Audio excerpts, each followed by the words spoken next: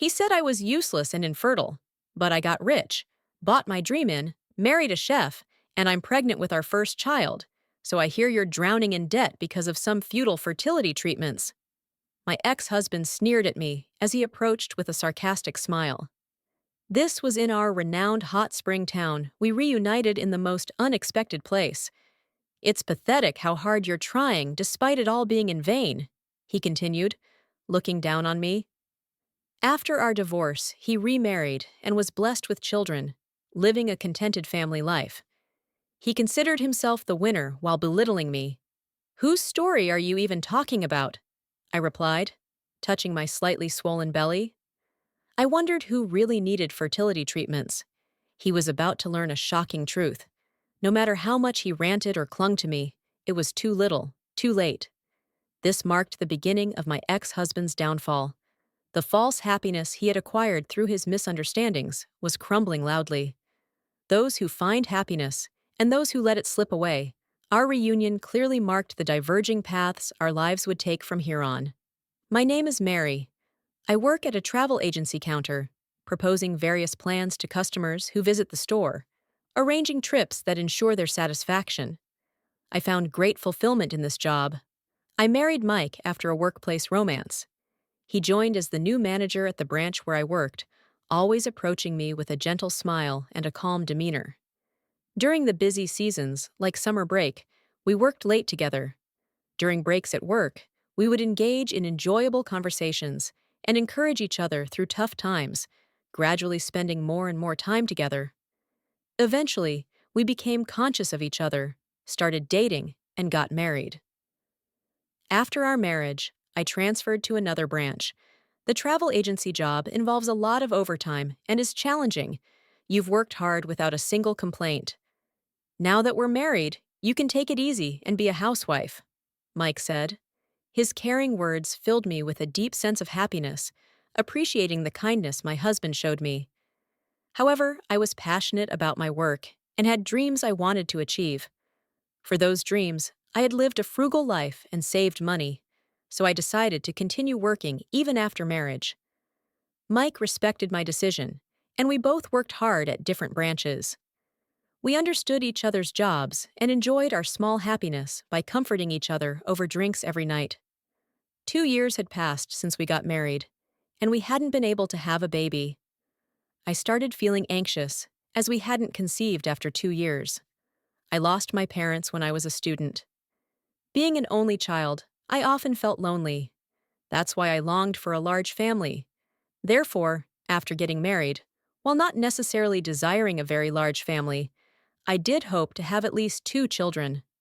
"Don't worry, it'll happen eventually," my husband said, receptive to my feelings. He also agreed on having children. "I wonder if I'm infertile. Maybe I should see a doctor," I said, looking down, feeling disheartened. "Don't be so negative. It'll be all right, but if you're worried, it won't hurt to get checked out," he replied, gently stroking my head. He always understood me. I felt so moved that I was nearly brought to tears. After that, I went to the OB/GYN and underwent several tests. The multitude of tests revealed no particular abnormalities in my body. "It's good there's nothing wrong," my husband said happily upon seeing the test results. "See, I told you there's no need to rush. The baby will come to us eventually." I wondered how many times I had been saved by my husband's gentle smile. It always made me feel so much lighter. Next up is a test for men. "It's a short procedure, so could you possibly go during a break from work?" I asked. It was likely that my husband also had no issues, but just to be cautious, I wanted him to get tested. Of course, I believe my husband would gladly accept I was certain of it. "What? Why do I have to get tested?" "It's usually a woman's issue when it comes to infertility, and it would be a waste of time for me to do it," he responded unexpectedly. "It might be unnecessary, but just to be sure. If there is an issue on the man's side, there are treatments available." "Could you please do it?" I pressed. His expression turned somewhat cloudy. I understood his reluctance to get tested. If a problem was found, it might hurt his pride as a man. "It was a delicate issue. and I knew it wouldn't be good to force the issue. It doesn't have to be right away, whenever you have time, I said. However, he remained silent. The day ended without me getting an answer from him. One day, we visited my husband's family home. It was my mother-in-law's birthday, and we brought a bouquet and a gift. I had heard that my father-in-law had an affair when my husband was young and disappeared afterward. My mother-in-law, on her own, raised my husband and did a commendable job. I heard she went through a lot of struggles. She turned 65 this year and had retired from her job. She worked tirelessly all these years and never neglected her parenting duties. I had great respect for my mother-in-law as a woman. She could now spend her time happily and at ease, or so I thought. I was certain the bouquet and gift would bring joy. With that confidence, I opened the door to my mother-in-law's house. "Well, welcome." My mother-in-law greeted us with a bright smile. "What beautiful flowers in this, a set of bath salts. You remembered how much I love baths. I'm so happy." As expected, my mother-in-law was very pleased. It was supposed to be a pleasant time spent together. However, she then said, "I'm happy with the gifts and flowers, but I'm starting to wish to be able to see the face of a grandchild." Her words changed the atmosphere instantly. I was at a loss for words and glanced at my husband, but he remained silent. "Mary, I understand work is busy, but there are things more important than work. You have to face your health properly and focus on childmaking. There's always fertility treatment available now," she continued. I had already faced my health issues. I had undergone the tests, and there were no problems found. I just want to hold a cute baby in these arms soon. "Mary, I'm counting on you," she added. Why was infertility always presumed to be a woman's issue? Why didn't she say anything to my husband? I couldn't argue. I was afraid that arguing would create a rift between my mother-in-law and me. I wanted my husband to explain it properly, but he remained silent the whole time. It felt as though everyone assumed the reason we couldn't have children was entirely my fault.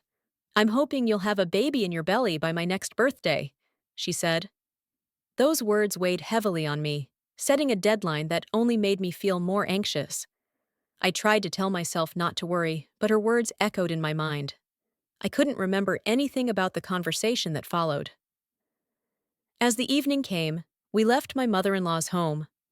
On our way back, we walked shoulder to shoulder in silence. Our long shadows were cast by the setting sun. I kept looking at those shadows. My husband's shadow marched straight ahead. What was he thinking? How did he take his mother's words today? I wanted to ask but couldn't bring myself to do it. No, I was afraid to ask about it.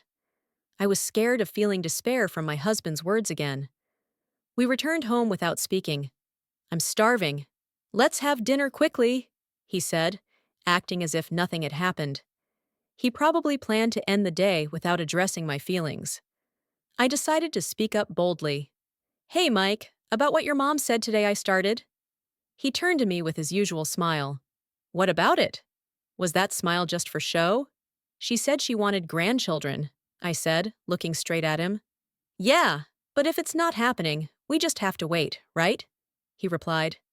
"No, that's not what I wanted to say.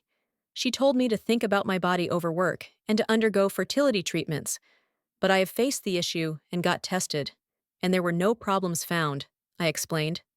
His expression slowly changed. "Why didn't you say anything at the time? It feels like it's all my fault.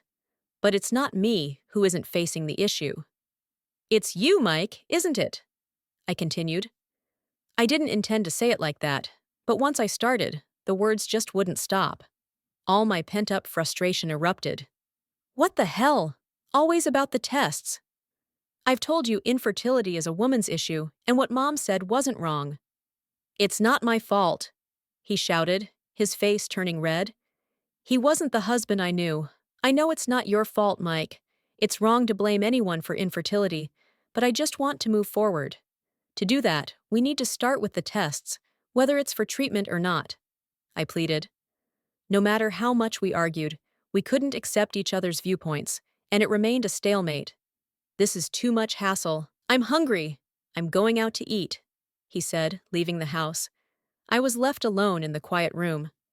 Suddenly, I felt all the strength drain from my body, and I slumped onto the sofa. The image of my husband yelling kept flashing back in my mind. Was it my fault? I didn't mean to upset my gentle husband. This wasn't what I intended. I just wanted him to understand. I wanted us to work together toward our future. The testing was for that purpose. I couldn't stop my tears. In the quiet room, only the sound of my sobbing echoed. The next morning, my husband returned home in silence. You said you were going out to eat. Where did you spend the night? I was worried, I said. He didn't seem to listen to me. It doesn't matter, was all he said before leaving for work. It was our first major fight. These things happen, I thought, hoping he would be in a better mood by evening. Thinking this, I too headed to work. I kept busy all morning. However, my husband's mood didn't improve for days. He started leaving home earlier and coming back later than before. On weekends, he would go out without a word and return when I was asleep. The time we spent together as a couple had drastically reduced. It felt like he was avoiding me. I no longer knew how to interact with him. Eventually, this silent coexistence became our new normal. I couldn't even remember the times when we cherished being together. What had driven us to this point? Was suggesting the test really so wrong? Finally, my husband stopped coming home. You've been away a lot recently. Where do you stay? I asked. He started to have conversations with his back turned to me. I'm busy with work and always miss the last train, so I stay at a business hotel near my office, he said, keeping his back to me. I see, I replied. Then he headed to the bedroom. At some point, my bed had become the couch. It was a ridiculous excuse to say that work ran late and he missed the last train. It wasn't our busy season. He was hiding something. My suspicion turned into reality weeks later. My husband came home every few days, dumping a huge pile of laundry on me. Then he packed his freshly washed underwear and clothes in his bag and hurried out. You could do your own laundry. It's not that much trouble, I muttered as I loaded his laundry into the washing machine. At that moment, something dropped with a clink. I looked at the floor but found nothing. However, I was sure I had heard something. I searched again more carefully. This time, stepping back, something sparkled at my feet. Here it is. What is this? I picked up the shining object and held it in my hand. I was at a loss for words. What sparkled in the palm of my hand was a small earring. My mind went blank for a moment, but I wasn't as shocked as I thought I would be. By the time he stopped coming home, it was clear to anyone that my husband was having an affair. Somewhere in my heart, I harbored those suspicions, but I was afraid to confront the truth and tried to dismiss it. I didn't want to hurt myself. However, I was now confronted with reality. I wouldn't run away anymore. I decided to have an honest conversation with my husband, with evidence of his infidelity in hand. It was time to end our marriage. The next day, I headed to a detective agency. A few days later, my husband's affair was confirmed. The other woman was a new employee at the branch where my husband worked. She joined the company around the time when cracks began to appear in our marriage. A young and attractive staff member. My husband, with his characteristic gentle tone and charming smile, captivated her. He got closer to her by acting as her mentor and eventually started a relationship. It was new to me, but apparently my husband had made advances toward various female employees before. As a supervisor, he used sweet words to get close to them and deepen their relationships. It was his cunning method. I was just one of the women caught in his trap. The reason he chose me as a marriage partner must have been because I was particularly convenient for him. I felt a surge of resentment. It was time to end this life. I was determined. That night, as usual, my husband came home with a load of laundry. You don't have to come home just to do laundry. Why not have it done at her place? I spoke to his back. He stopped and turned around. What are you talking about? I told you it's work, he said, looking at me with a cold gaze. Then, is this part of your job too? What exactly are you teaching this female employee after work? I presented him with several photos. They showed the two of them leaving the workplace and entering the apartment where she lived alone. "What is this?" he asked, unable to hide his shock. "Don't play dumb. I've investigated everything." "And this earring? Wasn't she looking for it?" "It was caught in your shirt," I said, showing him the earring. He froze, looking at it in my hand. "I never thought you could be such a person with terrible habits toward women. Let's end this now." "You can openly date this woman," I said, handing him the divorce papers. A silent atmosphere filled the room. My husband stared at the divorce papers with a look of surprise on his face. Suddenly, he burst into laughter. "What's this? Sour grapes? Are you bitter just because you can't have kids? If you've got time to take pictures like this, why not diligently pursue treatment to get pregnant?" What an appalling thing to say! Who's really being bitter here? I struggled to contain my rising anger. Divorce? I've been wanting that too. The other woman is pregnant. I've been eager to cut ties with you and move on. "I only care about my new family now," he said. What a reckless man to get the other woman pregnant. I was speechless. That was how our divorce was concluded, a swift and unceremonious end. Mike took only the bare essentials with him when he left. I decided to move out of the apartment we shared after canceling the lease. I began packing up. Everything he left behind went straight into trash bags. I had no regrets whatsoever. Just then, the doorbell rang. Who could it be at a time like this? I slowly opened the door. Outside stood a man. His hair was unkempt, and he was wearing dirty clothes. He was a stranger I had never seen before. He greeted me sincerely and began to speak. I was astounded by the man's words. 3 years passed. I continued to live frugally after the divorce, and finally, my savings reached the target amount I had set. I made my dream come true. Then, I resigned from the travel agency. One day, I was walking through a hot spring town, one of the most famous hot spring towns in the USA. The outdoor bath store was popular, and people happily strolled through the town, visiting various hot spring facilities. Recently, new sweet shops and cafes have opened, becoming popular among young people. I love this vibrant hot spring town and have moved nearby, enjoying a stroll in the pleasant weather. Suddenly, I heard a familiar voice call my name from behind. Who could it be? I was shocked and lost for words at the sight that met my eyes when I turned around. It was my ex-husband, whom I had parted ways with 3 years ago. Didn't think we'd run into each other here.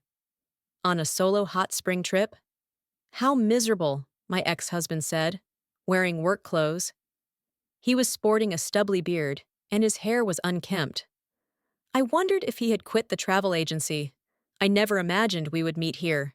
My pleasant walk was completely spoiled. "So, I hear you're drowning in debt because of those futile fertility treatments?" Mike approached me with a sarcastic grin. "All that effort for nothing." "How sad," he scoffed, clearly looking down on me. He probably wanted to show off that he had children with his new wife and was living happily. He seemed to think of himself as the winner and looked down on me. "Who are you talking about?" I gave Mike a cold stare. "I heard from the landlord of our old apartment. You've gotten yourself into debt, haven't you? After I left, some guy you borrowed money from came to collect. You went into debt for expensive fertility treatments and ended up with nothing but a huge debt, right?" he said. The man he referred to was the one who visited while I was cleaning the apartment after our divorce. "You're mistaken." "Well, sometimes it's better to live in blissful ignorance," I replied, then shared the truth with my ex-husband, whose expression clouded over slightly. It was a shocking truth for him.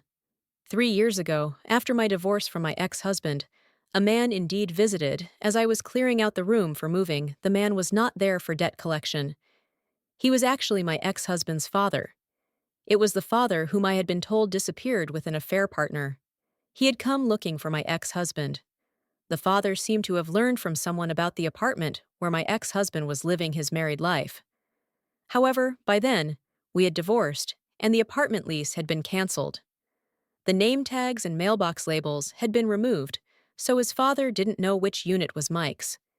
He had mentioned Mike's last name to the landlord, saying he wanted to meet because he had lent him money. The landlord, fearing the man was a debt collector, immediately contacted me. Upon receiving the message about the visitor from the landlord, I simply said, "Let him in." Oh, meet him. The landlord loved to gossip, and I was afraid of any strange rumors spreading. It turned out the landlord, believing the father to be a debt collector, likely shared this amusing tale with Mike upon a chance encounter. Mike took it seriously. The reason my ex-husband's father visited the room was to request a loan. He had been abandoned by his affair partner and was struggling financially. Thus, he managed to find out my ex-husband's whereabouts and came to borrow money, unaware of the divorce. The father approached me with utmost sincerity. However, to me, a divorced woman, this was entirely irrelevant. This man was no relative or concern of mine. I directed him to rely on my ex-husband instead, giving him Mike's contact information. With that, he left. Hearing this, my ex-husband became furious, his face turning bright red with anger. "You gave him my contact?" Since then, I've been hassled with support inquiries. In the hot spring town, filled with cheerful laughter, my ex-husband's angry voice stood out. "Why should I have to support him? He left me and my mother. It's too much for him to show up now expecting help." It was understandable that my ex-husband would be angry. It was entirely his father's selfishness. However, I had no sympathy for that situation. Then my wife said she couldn't deal with such a troublesome father-in-law and talked about getting a divorce. That sounded unfortunate, but for the sake of our unborn child, I convinced her to give our marriage another chance. By helping with her family's cleaning business, we managed to settle things, he said. I looked at the logo on my ex-husband's work clothes. It seemed that his wife's family was in the cleaning business, judging by the company name written there. Mike had given up his position as a travel agency branch manager to work daily at Hot Springs as a cleaner. His income from the cleaning job was entirely managed by his wife, leaving him with no disposable money. His wife, aware of his wandering eye, likely wanted him under her parents' watchful eyes by making him quit the travel agency job. I was impressed by his young yet capable wife. "You have a strong wife, but it's rare for a wife to restrict her husband so much. Is there another reason?" I asked. Mike suddenly went quiet, turning pale. "What? Are you hiding something else?" I pressed. I had nothing to hide. However, there was just one thing that intrigued me. "I wonder if the child really is yours," I said, gently touching my slightly swollen belly. My ex-husband froze as he looked at my belly. It was as if time had stopped just for him. In fact, I was pregnant. As the test confirmed, there was nothing wrong with me. After the divorce, I led a life far beyond what my ex-husband could have imagined. That life was sheer happiness. As I said this, I attempted to enter the luxury inn in front of me. Then my ex-husband called out, "Wait, please listen to me." But I felt no obligation to hear him out any further. "We didn't ask for your cleaning services, so don't come inside," I said. He looked at me, bewildered. "What do you mean? Who are you to this inn?" I didn't mean to continue the conversation, but I decided to leave him with one final remark. "I own this inn." His face turned pale once again. My parents adored this hot spring town. When I was young, our family often stayed at a small inn in this hot spring town. That inn, filled with our memories, became very old and neglected, overshadowed by the newer, larger inns surrounding it. Eventually, it faced financial difficulties and nearly closed. My dream was to purchase and revive this inn. I saved most of my earnings from the travel agency, and with frugality, I reached my savings goal. I bought the inn with my inheritance and savings, renovated it, and reopened it. Using my experience from the travel agency, I created a welcoming place for everyone, young and old, men and women alike. The reputation of the inn spread rapidly. The inn quickly gained an excellent reputation and now ranks among luxury establishments, with my net worth reaching approximately $130 million. Particularly well received at the inn was the food. Menus were carefully crafted for each guest, with meals provided accordingly. Many guests returned specifically for the dining experience. The dishes reflected the dedication of the chef, who spared no effort in catering to the guests. I empathized with the chef's caring nature, and we were drawn to each other, and so I had a remarriage by getting married to him. Shortly after our marriage, I became pregnant. I no longer had any conversation with my ex-husband. I turned my back on him. "Please wait," he called out, probably only wanting to stop me for money. To me, my ex-husband was then a stranger. "I owe you nothing. I have nothing more to say to you. Never appear before me again," I said dismissively, and entered the inn. Nevertheless, he tried to follow me into the inn but was stopped by the staff and expelled outside. His voice, calling my name, faded away and eventually disappeared. Our unexpected reunion marked a turning point in our respective lives. Weeks later, I received a letter at the inn addressed to me. I was surprised when I saw the sender's name. It was my ex-husband. I thought everything had ended between us. Curious and slightly anxious, I opened the envelope. The sheet of stationery was filled with dense writing, bearing distinctive quirks and mistakes, written by my ex-husband. The letter contained astonishing information. The content was as follows. During our reunion, Mike began to wonder if the cause of infertility lay with himself, and he asked his wife if he truly was the father of their child. Although she initially insisted it was his, he had long felt a dissonance due to the child's lack of resemblance to him. Therefore, after repeatedly questioning his wife, she finally confessed that the child he thought was his own was actually from her previous relationship with another man during her student days.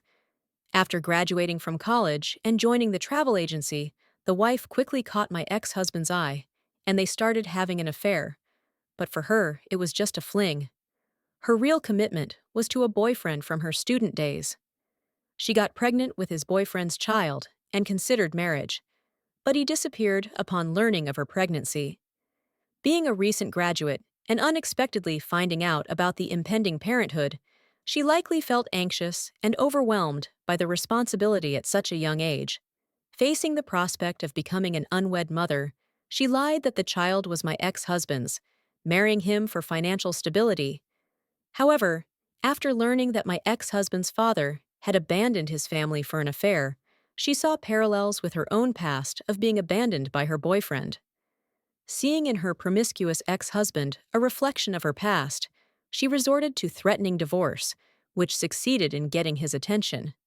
She forced him to work under her parents' supervision, controlling his salary and leaving him without any spending money. Tired of this constrained life, my ex-husband spiraled into madness. Constant arguments with his wife became routine, leading him to choose divorce. However, his in-laws opposed it.